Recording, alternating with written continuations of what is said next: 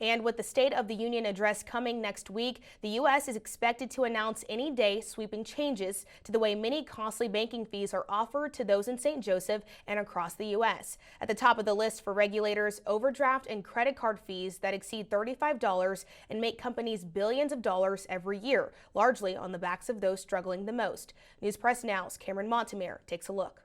The $35 fee that many customers pay up to banks when their account dips below zero could see a sizable overhaul in the near future, one of many fees currently in the crosshairs of U.S. regulators. Newly proposed rules in January from the Consumer Financial Protection Bureau will lower the amount banks can charge for overdraft fees, potentially as low as $3, impacting the pocketbooks of millions of customers. When you think about the overdraft fees, only 9% of the population made up 80% of the banking fees that were coming from overdrafts.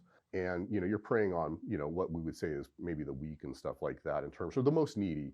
And, regulators are going to really be harsh on that kind of behavior. In the United States, transactions that lead to overdraft fees are quite small, and most of the people impacted the most by unexpected fees on overdraft or non-sufficient funds are those who are already struggling financially. Nearly 70% of overdraft fees fall on customers with an average checking account balance between $200 and $450, and 50% of people making less than $30,000 report having at least one overdraft charge in the last year.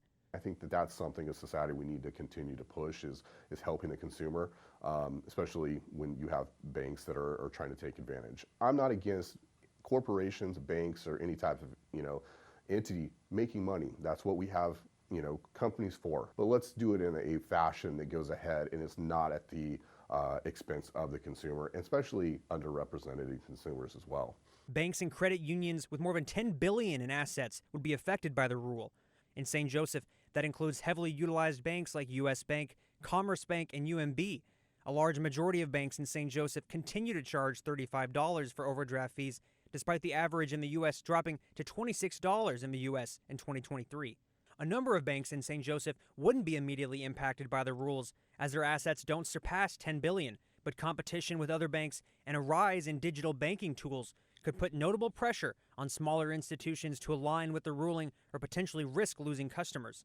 Some of that stems from the fact that if the big banks are kind of forced to go this route, that it almost causes all the smaller banks, regardless, to kind of also have to follow suit.